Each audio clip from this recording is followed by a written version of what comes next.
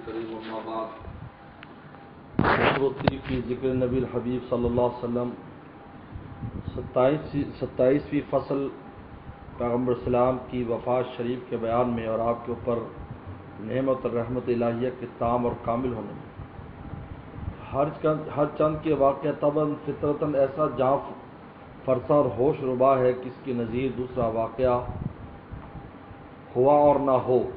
مگر آپ کی شان رحمت العالمین ہونے کی ایسی مطلق ہے کہ اس واقعہ میں بھی اس کا ظہور بطور اتم ہوا، یعنی یہ وفات بھی امت کے لیے مظہر رحمت الہیہ ہوئی، اور جب آپ سبب رحمت ہیں تو خود کس درجہ میں مورد رحمت ہوں گے، تو وفات خود آپ کے لیے بھی نعمت عظمیٰ ہوئی، یعنی شرعاً و نصاً روایت ذیل سے دونوں دعوے ثابت ہیں، عقلاً بھی یہ دلائل فضائل سے ہوئی، چنانچہ اسی حیثیت سے یہاں اس کا مختصر بیان کیا جاتا ہے، ورنہ خوشی میں غم کا کیا ذکر۔ پہلی روایت طبرانی نے جابر رضی اللہ عنہ سے روایت کیا کہ جب سورہ اذا جاء نصر اللہ نازل کی گئی تو جناب رسول صلی اللہ علیہ وسلم جبرائیل صلی اللہ علیہ وسلم فرمایا مجھ کو میری موت کی خبر اشارتاً سنائی گئی ہے، تو جبرائیل السلام نے جواب دیا والآخرۃ خیر لکم الاولی، یعنی آخرت آپ کے لیے دنیا سے زیادہ بہتر اور نافع ہے۔ فائدہ اس میں تصریح ہے کہ ملا اعلیٰ کا سفر آپ کے لیے زیادہ نافع ہے، اس میں قرب بلا حجاب ہے حق تعالیٰ کا، اور سرور اتم ہے اپنے مقام کی نعمتوں کے مشاہدے کا۔ دوسری روایت بخاری مسلم حضرت ابو سعید خدری رضی اللہ عنہ سے روایت کیا ہے کہ رسول صلی اللہ علیہ وسلم مرض وفات میں ممبر پر بیٹھ کر فرمایا اللہ تعالیٰ ایک بندے کو دنیا کی زیب و زینت اور اپنے پاس کی چیزوں کے درمیان اختیار دیا، اور اس بندہ نے خدا تعالیٰ کی پاس کی چیزوں کو ترجیح دی، تو ابوبکر صدیق رضی اللہ عنہ رونے لگے۔ اب لوگوں کے سامنے بعد میں آیا کہ اس وسلم ہی مراد تھے اس بندہ سے جس کو اختیار کیا گیا، جس کو ابوبکر سمجھ گئے۔ فائدہ اس سے بھی نصاً ثابت ہوا کہ آپ نے آخرت کے سفر کو پسند کیا، ظاہر ہے کہ آپ کی پسند کافی دلیل ہے خیریت آخرت کی، یعنی آخرت کے خیر ہونے کی۔ تیسری روایت شیخین نے حضرت عائشہ صدیقہ رضی اللہ عنہ سے روایت کیا کہ رسول وسلم فرمایا کرتے تھے ہر نبی کو مرض میں اختیار دیا جاتا ہے کہ دنیا میں رہیں یا آخرت میں، اور آپ کو مرض الوفات میں کھانسی اٹھتی تھی تو یوں فرماتے تھے مع الذین انعمت علیہم من النبیین والصدیقین والشہداء والصالحین، یعنی ان لوگوں کے ساتھ رہنا چاہتا ہوں جن پر آپ نے انعام فرمایا ہے، وہ نبی ہیں، وہ صدیق ہیں، وہ شہداء ہیں، وہ صالحین ہیں۔ بس مجھ کو یقین ہو گیا کہ آپ کو اختیار دے دیا گیا جس پر آپ نے آخر اختیار فرمایا، یہ بھی دعویٰ مقصود میں نص ہے۔ چوتھی روایت شیخین عائشہ صدیقہ رضی اللہ عنہ سے روایت کیا کہ آپ صحت میں فرمایا کرتے تھے جب نبی کی وفات ہوتی تو اس کا مقام جنت میں رہنے کا دکھلا کر اختیار دیا جاتا ہے، جب آپ پر مرض کی شدت اوپر نگاہ کر کے فرماتے تھے اللہم الرفیق الاعلیٰ، یعنی اے اللہ عالم بالا کے رفقا کو اختیار کرتا ہوں۔ ابن حبان نے رفیق اعلیٰ کے بعد یہ ذات بھی مرفوع وارد ہے مع جبریل و میکائیل و اسرافیل۔ فائدہ یہ بھی مثل احادیث بالا کے مقصود میں صریح ہے۔ پانچویں روایت عبد الرزاق نے طاؤس سے مرسل نقل کیا ہے کہ جناب صلی اللہ علیہ وسلم نے فرمایا مجھ کو دو اختیار دیے گئے، ایک یہ کہ دنیا میں اتنا رہوں کہ اپنی امت کی فتوحات کو دیکھوں، دوسرے کہ آخرت کو چلنے میں تعجیل کروں، میں نے تعجیل ہی کو اختیار کیا۔ فائدہ جو اوپر ہے وہ یہاں بھی ہے بلکہ اس سے زیادہ صریح ہے کہ وہاں تو تخیر صحابہ نے سمجھی تھی، یہاں خود آپ ہی کے ارشاد سے منقول ہے۔ چھٹی روایت بیقی کے ایک طویل حدیث میں ہے کہ حضرت ملک الموت نے عرض کیا کہ حق تعالی نے مجھ کو بھیجا ہے، اگر آپ فرمائیں تو روح قبض کروں اور اگر آپ فرمائیں تو چھوڑ دوں، مجھ کو حکم ہے کہ آپ کے حکم کی اطاعت کروں۔ آپ نے جبریل صلی اللہ علیہ وسلم کو دیکھا، جبریل السلام نے کہا محمد صلی اللہ علیہ وسلم اللہ تعالیٰ آپ کی لقاء کا مشتاق ہے۔ آپ نے ملک الموت کو قبض روح کی اجازت دے دی۔ ان اللہ اشتاق الی لقاء کی تفسیر میں کہا ہے مانا ہو قد اراد لقاء کا بین یرید کا من دنیا کے الی معادی کا ذاتن فی قربی کا و کرامتی کا۔ اس سے بھی آخرت کے سفر کا راضی ہونا ظاہر ہے کہ مرتب اشتیاق حق تعالیٰ پر بالمان اللائق بھی تعالیٰ کما ذکر البیقی پر جس طرح آپ نے سفر آخرت کو پسند فرمایا، حق تعالیٰ بھی آپ کے لیے اس کو پسند کیا۔ کل من المواہب والمشکات۔ ساتویں روایت مسلم میں حضرت انس رضی اللہ عنہ ایک طویل حدیث میں جس میں ام ایمن آپ کو یاد کر کے رونے لگی۔ تو صدیقہ عمر رضی اللہ عنہ کا قول مروی ہے، تم کیوں روتی ہو؟ کیا تم کو معلوم نہیں کہ خدا تعالیٰ کے پاس کی نعمتیں رسول صلی اللہ علیہ وسلم کے لیے یہاں سے بہتر ہیں؟ اور انہوں نے بھی تصدیق کی، پھر رونے کی یہ وجہ بتائی کہ وہی آسمان سے منقطع ہو گئی، سو وہ دونوں حضرات بھی رونے لگے۔ اس حدیث میں 3 صحابیوں کا اتفاق مدعا مقام پر ثابت ہوا۔ 8ویں امام مسلم نے ابو موسیٰ رضی اللہ عنہ سے روایت کیا کہ ارشاد فرمایا صلی اللہ علیہ وسلم نے کہ اللہ تعالیٰ جب اپنے بندوں میں سے کسی امت پر رحمت کا کرنے کا ارادہ کرتے ہیں، فرماتے ہیں تو اس امت کے پیغمبر کو امت سے پہلے وفات دے دیتے ہیں، اور اس پیغمبر کو اس امت کے لیے بطور میر ساما اور سلف کے آگے بھیج دیتے ہیں، اور جب کسی امت کی ہلاکت کا ارادہ کرتے ہیں تو پیغمبر زندہ رہتے ان کو سزا دیتے ہیں اور اس کو ہلاک کر دیتے ہیں۔ وہ پیغمبر دیکھتا ہوتا ہے، سو اس کے ہلاک ہونے سے اس پیغمبر کی آنکھیں ٹھنڈی ہوتی ہیں، کیونکہ ان لوگوں نے اس پیغمبر کی تکذیب اور نافرمانی کی ہوتی ہے۔ فائدہ اس حدیث سے آپ کے سفر آخرت کو امت کے حق میں علامت رحمت ہونا معلوم ہوا، جیسے پہلی روایات میں خود آپ کے حق میں اتم نعمت ہونا ثابت ہوا۔ نویں روایت حضرت ابن عباس سے اس حدیث میں جس میں آپ لوگوں کا ثواب بیان فرما رہے تھے جن کی اولاد بچنے میں مر جاتی ہے۔ روایت حضرت عائشہ صدیقہ رضی اللہ عنہا نے پوچھا کہ جس کا کوئی بچہ آگے نہ گیا ہو، آپ نے فرمایا اپنی امت کے لیے میں آگے جاتا ہوں، کیونکہ میری وفات کے برابر ان پر کوئی مصیبت ہی نہ ہوگی۔ روایت کے اس کو ترمذی نے۔ اس فائدہ میں اس حدیث میں بھی آپ کی وفات کی ایک حکمت امت کے لیے معلوم کہ اس پر صبر کرنے سے ثواب عظیم کے مستحق ہوئے۔ 10ویں روایت میں نے ماجہ میں کہ آپ نے فرمایا جس پر کوئی مصیبت پڑے اور میری وفات کے واقعہ مصیبت کو یاد کر کے تسلی حاصل کر لے۔ اس میں بھی ثواب کے علاوہ ایک حکمت تسلی کی معلوم ہوئی۔ 11ویں روایت قیس بن سعد سے روایت ہے کہ مقام حیرہ میں ایک رئیس کے سامنے رعایا کو سجدے کرتے ہوئے دیکھ کر آیا۔ قیس بن سعد فرماتے ہیں میں دیکھ کر آیا اور حضور میں عرض کیا کہ آپ کے سامنے تو سجدہ کرنا اور زیادہ زیبا ہے۔ فرمایا اچھا اگر تم میری قبر پر گزرو تو کیا اس کو بھی سجدہ کرو گے؟ میں نے کہا کہ نہیں۔ فرمایا بس ایسا مت کرو۔ روایت کے ابو داؤد نے۔ فائدہ مطلب ہے کہ آپ کے سوال کے زیر فرمانا تھا کہ تمہاری اقرار سے بات ثابت ہو کہ مسجودیت کے لیے حیات شرط ہے، اور ظاہر ہے کہ حی حقیقی حق تعالیٰ کے سوا کوئی نہیں، بس سجدہ بھی اسی کو زیبا ہے۔ اس حدیث سے ایک حکمت وفات کی مستنبت ہوئی کہ اگر آپ ہمیشہ ظاہر میں زندہ رہتے تو عجب نہیں ہزاروں نادانوں کو شبہ الوہیت کا آپ پر ہو جاتا، تو وفات سے حیات خاص کا زوال اور اس میں عدم الوہیت پر استدلال ظاہر ہو گیا اور امت کے لیے بڑی رحمت ہے۔ باری روایت حضرت عمر رضی اللہ عنہ نے روایت ہے کہ رسول صلی اللہ علیہ وسلم نے ارشاد فرمایا میں نے اللہ تعالیٰ سے اپنی وفات کے بعد اپنے اصحاب کے اختلاف کے متعلق پوچھا۔ ارشاد ہوا کہ محمد صلی اللہ علیہ وسلم آپ کے اصحاب میرے نزدیک منزل ستاروں کے ہیں، اگر کوئی کسی سے زیادہ قوی ہوتا ہے مگر نور سب میں ہوتا ہے، سو جو شخص ان کے اختلاف کی جس شک کو لے گا وہ میرے نزدیک ہدایت پر ہے۔ روایت کے اس کو رزین نے یہ اختلاف فروع اجتہادیہ میں وجوہ دلالت نصوص کے اختلاف میں جن میں ہر شخص کا قصد اتباع دلیل شرعی کا ہے، سو یہ رحمت ہے کہ اس میں امت کو سہولت ہے۔ ظاہر کے اختلاف موقوف اجتہاد پر اگر حضور تشریف رکھتے ہوتے ہر واقعہ میں نص حاصل ہو سکتی تھی، اجتہاد کا باب کیسے واسع ہوتا؟ یہ سہولت مختصہ بھی وجود اجتہاد کے رحمت حق بھی حدیث مذکور ہے کیسے ظاہر ہوتی؟ بس اول کی 7 روایتوں سے خود حضور صلی اللہ علیہ وسلم کے حق میں آپ کی توجہ ملا اعلیٰ کی نعمت ہونے کی وجوہ اور اخیر کی 5 روایتوں سے امت کے حق میں اس کی رحمت ہونے کی وجوہ ثابت ہوتی ہیں، لیکن اس کے یہ معنی نہیں کہ واقعہ کسی حیثیت سے مصیبت نہیں، اول تو خود روایات بالا بعض حکمت خود مصیبت ہونے پر متفرع ہیں، دوسرے صحابہ رضی اللہ عنہم جو بعد الانبیاء علیہ السلام کے اکمل البشر ہیں، علماً بھی عملاً بھی قالاً بھی ان سے اضطراب کے اقوال افعال صادر نہ ہوتے، وہ تو بشر تھے۔ ملائکہ تک سے تصور بکا ثابت ہے، رونا ثابت ہے۔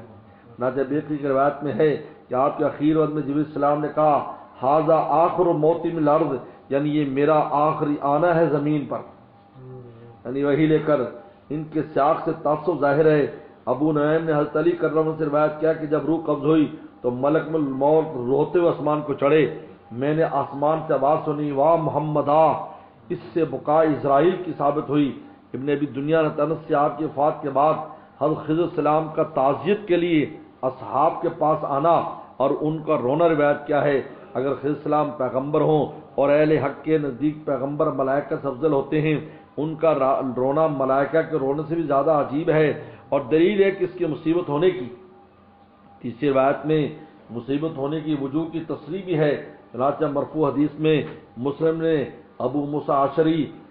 رضی اللہ عنہ سے روایت کیا کہ حضور صلی اللہ علیہ وسلم نے ارشاد فرمایا کہ میں اپنے اصحاب کے لیے سبب امن ہوں، میں چلا جاؤں گا تو موعدہ بلائیں فتن حروب ان پر آویں گی۔ فرمایا کہ اپنے اصحاب کے لیے سبب امن ہوں، جب چلا جاؤں گا تو موعودہ بلائیں فتن اور حروب جنگیں ان پر آویں گی، اور میرے اصحاب میری امت کے سبب امن ہیں۔ جب میرے اصحاب چلے جائیں گے تو موعودہ بلائیں بدعات اور شرور امت پر آویں گے۔ اور موقوف حدیث میں اور اوپر ساتویں روایت میں حضرت ام ایمن رضی اللہ عنہ کا قول کہ آسمان سے وہی منقطع ہو گئی، جنہیں تو عمر رضی اللہ عنہ کو بھی رلا دیا آ چکا ہے۔ تینوں امر اس کی مصیبت ہونے پر دلیل ہے، اور ایک واقعہ کا مختلف حیثیتوں سے مختلف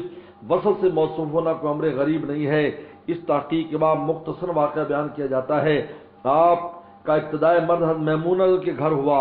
آپ کے نزدیک حضرت زینب بنت جحش کے گھر اور بعد کے ریحانہ کے گھر، یہ آپ کی کنیزک ہیں، اور پیر کے دن ابتدا ہوئی، اور بعض کے دن ہفتہ کے دن، اور بعض کے دن بدھ کے دن۔ کل مدت مرد بعض نے 13 دن کہے ہیں، بعض نے 14،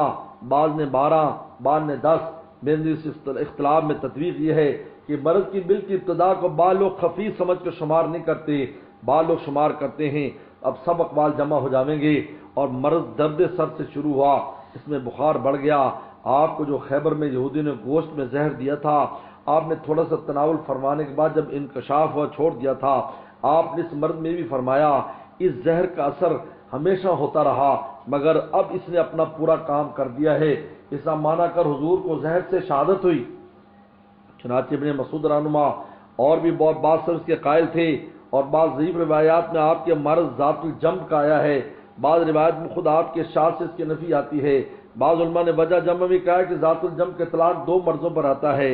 ایک جو ورم ہار سے ہو، دوسرا جو اضلاع کے درمیان ریح کے اعتبار سے ہو۔ اول کی نفی ہے، دوسرے کے اثبات۔ چنانچہ ابن سعد کی روایت میں تصریح ہے کہ وسلم کو خاصرہ یعنی درد کھوک کا دورہ ہوتا تھا، اس میں شدت ہو گئی۔ جب مرض میں شدت ہے، وہ صدیق کو نماز پڑھانے کو حکم فرمایا، ان نے 17 نمازیں پڑھائیں، اور درمیان میں ایک بند نہایت تکلف سے آپ نے بیٹھ کر نماز پڑھائی، اور ایک روز صحابہ کے رنج و غم کو سن کر باہر مسجد تشریف لائے، اور منبر پر بیٹھ کر بہت سے وصایا اور نصائح ارشاد فرمائیں۔ اور واحدین عبد اللہ مسعود سے روایت کیا کہ آپ نے قریب زمانہ وفات کے ہم لوگوں کا عائشہ کے گھر میں جمع کیا اور قرب سفر کی خبر سنائی۔ ہم نے عرض کی یا رسول اللہ آپ کو غسل تو کون دے گا؟ فرمایا میرے گھر والے۔ ہم نے عرض کی یا رسول اللہ آپ کو کفن کس کپڑے میں دیں؟ میرے انہی کپڑوں میں آپ کا لباس ردا ازار اور قمیص ہوتا تھا، اگر چاہو تو مصر کے سفید کپڑوں میں یا یمانی چادر جوڑے میں۔ میں نے عرض کیا ہم نے عرض کیا یا رسول اللہ آپ پر نماز کون پڑھے گا؟ فرمایا جب غسل کفن سے فارغ ہو تو میرا جنازہ قبر کے قریب رکھ کر ہٹ جانا، اول ملائکہ نماز پڑھیں گے، پھر تم گروہ گروہ آتے جانا اور نماز پڑھتے جانا، اول اہل بیت کے مرد پڑھیں، پھر ان کی عورتیں، پھر تم اور لوگ۔ ہم نے عرض کیا قبر میں کون اتارے گا؟ ان پر میں میرے اہل بیت اور ان کے ساتھ ملائکہ ہوں گے۔ طبرانی نے بھی اس کو روایت کیا ہے، اور بہت سی ضعیف روایت ہے، بہت ہی ضعیف روایت ہے کہ ایک روز جب کہ مسجد میں حضرت صدیق صحابہ کو نماز پڑھا رہے تھے، آپ نے دولت خانہ کا پردہ اٹھایا اور صحابہ کو دیکھ کر تبسم فرمایا، لوگ سمجھے کہ آپ تشریف لاویں گے۔ اس وقت صحابہ کی بے تابی کا عجب حال تھا، قریب تھا کہ نماز میں کچھ پریشانی ہو جاوے۔ حضرت صدیق پیچھے ہٹنا چاہا، آپ نے 10 نمبر ارشاد فرمایا نماز پوری کرو، اور پردہ چھوڑ کر دولت خانے میں تشریف لے گئے۔ بھائی یہ تھی اخیر زیارت آپ کی حیات میں، اور کچھ واقعات قرب وفات کے روایت بالا کے مذکور ہوئے ہیں، اور وفات آپ کی شروع ربیع الاول سن 10 ہجرت روز دوشنبہ کو یعنی پیر کو قبل زوال یا بعد زوال آفتاب ہوئی۔ اب بوجہ غلبہ حیرت و وحشت کے بعضوں کو وفادی کا یقین نہ ہوا، بعض ہوش میں رہے، بعض احکام متعلق غسل آپ کے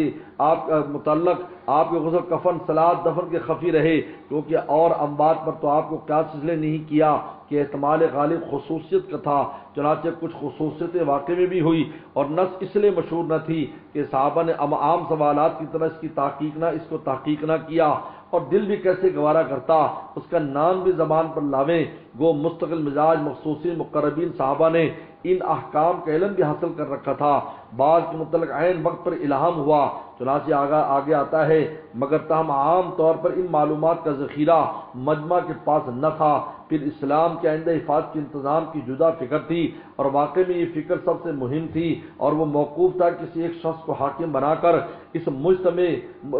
پر مجتمع اور متفق ہو جانے پر کچھ دیر اس میں لگی۔ پھر نماز آپ کے لوگوں نے متفرق طور پر پڑھی، کیونکہ اس میں جماعت نہیں ہوتی، جیسا کہ آگے آتا ہے اس میں دیر لگنا ظاہر ہے، اور جشن مبارک کے تغیر کا احتمال نہیں تھا، اس لیے یہی چاہا کہ سب اس شرف نماز سے شرف یاب ہوئیں۔ اس مجموعی اسباب کو لازم تھا کہ دفن میں توقف ہونا، چنانچہ وہ دن پیر کا اور اگلا دن منگل کا گزر کر شب چہار شنبہ یعنی رات کو جناب بدھ کی دفن کیے گئے، اور دوسری روایت میں کہ یوم منگل میں دفن ہوئے، اور ایک روایت میں یوم بدھ میں دفن ہوئے، مگر دونوں روایت بھی پہلی روایت پر محمول ہیں۔ اس طرح سے عرب کے حساب سے رات شروع ہونے سے تاریخ بدل جاتی ہے، پر اس بنا پر منگل گزرنے کے بعد کی شب کو یوم بدھ کہا، اور بعض اہل عرف شروع رات کو تابع تاریخ گزشتہ کے سمجھا کرتے ہیں، بس اس بنا پر شب مذکور کو یوم منگل کہہ دیا۔ سچ یہ کہ واقعی جیسا ہو شربہ تھا، اس پر نظر کرتے ہو تو آپ بہت ہی جلد دفن ہوئے، ورنہ مہینوں کا توقف بھی عجیب نہ تھا، اور صحابہ کی ایسی حالت میں استقلال بھی کہ حضور پر نور صلی اللہ علیہ وسلم کا ہی فیض صحبت تربیت تھا، اور خشک مزاج خالی دماغ موت کو اس کا کیا ذوق ہو سکتا ہے۔ اے تیرا خارے بپا نہ شکستہ کے دانے کے چیز، حال شیرانے کے شمشیر بلا سر خوردن، یعنی جس نے کانٹا بھی جس کو نہ چبا ہو تو اس کو کیا پتا کہ جب شمشیر بلا سر پر پڑتی ہے تو کیا تکلیف ہوتی ہے۔ بیٹی عائشہ صدیقہ سے روایت کیا کہ جب آپ کو غسل دینا چاہا تو تحیر کا کہ آپ کے کپڑے مثل انبات کے اتارے جاویں، یعنی یا ماں کپڑوں غسل دیں، اس میں اختلاف تو اللہ تعالی نے ان پر نیند کو مسلط کیا، اور گھر کے گوشے سے کلام کیا، اور یہ نہ جانتے کون ہے، ماں کپڑوں غسل دو، بس قمیض کے اوپر سے پانی ڈالتے تھے اور قمیض سمیت ملتے تھے۔ ابن سعد کی روایت میں اس وقت ایک تیز خوشبودار ہوا اٹھی اور آپ کا کرتا نچوڑ دیا گیا، اور آپ کے کفن میں بہت سے اقوال ہے۔ ترمذی نے عائشہ کی اس حدیث کو سب سے صحیح کہا ہے کہ آپ کو 3 سفید یمانی کپڑوں میں کفن دیا گیا، جن میں قمیض اور عمامہ نہ تھا۔ کسی نے لوگوں کا قول نقل کیا کہ 2 سفید کپڑے، ایک مخطط، یعنی انہوں نے کہا کہ مخطط کپڑا لایا تو گیا مگر واپس کر دیا گیا، اور اس میں آپ کو کفن نہیں دیا۔ اور شیخین کی یہ بھی روایت ہے کہ وہ تینوں کپڑے سوت کے تھے، اور حنفیہ نے قمیض کو اس لیے مسنون کہا ہے کہ خود حضور صلی اللہ علیہ وسلم نے ایک میت کو قمیض دیا، روایت کو بخاری نے۔ اور عائشہ کی حدیث سے جس میں نفی قمیض کس سے معلوم ہوا، جس قمیض میں حضور پرور نور سے غسل دیا گیا وہ نکال لیا گیا تھا، نبی نے ثواب کہا ہے، اور عقلی وجہ سے اس کو ترجیح ہے کہ اگر وہ رہتا تو تمام اوپر کا کفن تر ہو کر خراب ہو جاتا۔ ابو داؤد کی روایت جس میں 2 کپڑے اور وہ قمیض جس میں آپ کی وفات ہوئی مروی ہیں، یزید بن زیاد کی وجہ سے ضعیف ہے۔ اور ابن ماجہ میں ابن عباس سے روایت کہ جب آپ کا جنازہ تیار کے گھر میں گیا، اول مردوں نے گروہ ہو کر نماز پڑھی، پھر عورتیں آئیں، پھر بچے آئے، اس نماز میں کوئی امام نہیں ہوا، پھر دفن میں کلام ہوا تو ابو صدیق نے فرمایا کہ میں نے رسول صلی اللہ علیہ وسلم سے سنا ہے کہ اللہ تعالیٰ انبیاء کی روح اسی جگہ قبض کرتے ہیں جہاں انبیاء دفن ہونا پسند کرتے ہیں، آپ کو اس جگہ دفن کرو جہاں آپ کا بستر تھا۔ روایت کو اس کو ترمذی نے، اس سے لازم نہیں آتا کہ ہر نبی کا مدفن اس کا محل وفات ہی ہو، بلکہ صرف محل وفات میں دفن ہونا محبوب ہونا ثابت ہے، اور لوگ اپنے ارادے سے یا کسی عارض کو دوسری جگہ دفن کر دے تو اور بات ہے۔ ابو طلحہ رضی اللہ عنہ نے آپ کی لحد کھودی، قبر شریف میں 4 حضرات کو اتارا، حضرت علی کرم اللہ وجہ، حضرت عباس عنہما، اور 2 صاحبزادے حضرت عباس کے قسم اور فضل رضی اللہ عنہما، اور آپ کی لحد پر 9 اینٹیں کچی کھڑی کی گئیں۔ شکران نے آپ کے آزاد کیے غلام تھے، آپ کی رائے سے کھیس نجران کا بنا ہوا جس کو آپ اوڑا کرتے تھے قبر شریف بچھا دیا، مگر ابن عبد البر نے نقل کیا کہ وہ پھر نکال لیا گیا۔ حضرت بلال نے ایک مشک پانی کی قبر شریف پر چھڑک دی، سیران طرف سے شروع کیا، اور بخاری میں سفیان تمار سے روایت کہ انہوں نے آپ کی قبر شریف کو ہان کی شکل کی دیکھی، اور دارمی انس سے روایت کیا ہے کہ میں نے آپ کی تشریف آوری مدینہ کے دن سے زیادہ کوئی دن احسن اور روشن تر اور یوم وفات زیادہ اکبر اور تاریک تر نہیں دیکھا۔ ترمذی نے روایت کیا ہے جس حضور سے مدینہ تشریف لائے اس کی ہر شے روشن ہو گئی، اور جس رات کی وفات ہوئی تو ہر چیز تاریک ہو گئی، اور حضور دفن کر کے مٹی سے ہاتھ بھی نہ جھاڑے تھے۔ اپنے قلوب میں ہم نے تغیر پایا۔ اس کے مطلب نہیں کہ عقیدے میں فرق آ گیا یا عمل میں فرق آ گیا، بلکہ آپ کے قرب صحبت اور مشاہدہ کے ساتھ جو انوار خاص تھے وہ نہ رہے، اور شیخ کامل کو قرب اور بہت سے تفاوت بھی ابھی بھی مشاہدہ ہوتا ہے۔ اور قبر شریف کی زیارت میں صحیح حدیث آئی، چنانچہ دارقطنی ابن عمر سے روایت کیا، اس نے ارشاد فرمایا من زار قبری وجبت لہو شفاعتی۔ عبدالحق نے اپنے احکام وسطی و صغریٰ میں اس کو روایت کر کے اس سے سکوت کیا ہے، اور ان کا سکوت بوجہ التزام کے دلیل ہے اس کی صحت پر۔ اور موجم کبیر طبرانی میں اس نے ارشاد فرمایا من جانی ظاہرن لا تحمل حاج الا زیارتی، کہ جو میری زیارت کے لیے آئے اور صرف میری زیارت کے لیے آئے، کان حقا علی ان اکون شفیع یوم القیامہ، مجھ پر حق ہے کہ میں قیامت کی اس کی سفارش کروں۔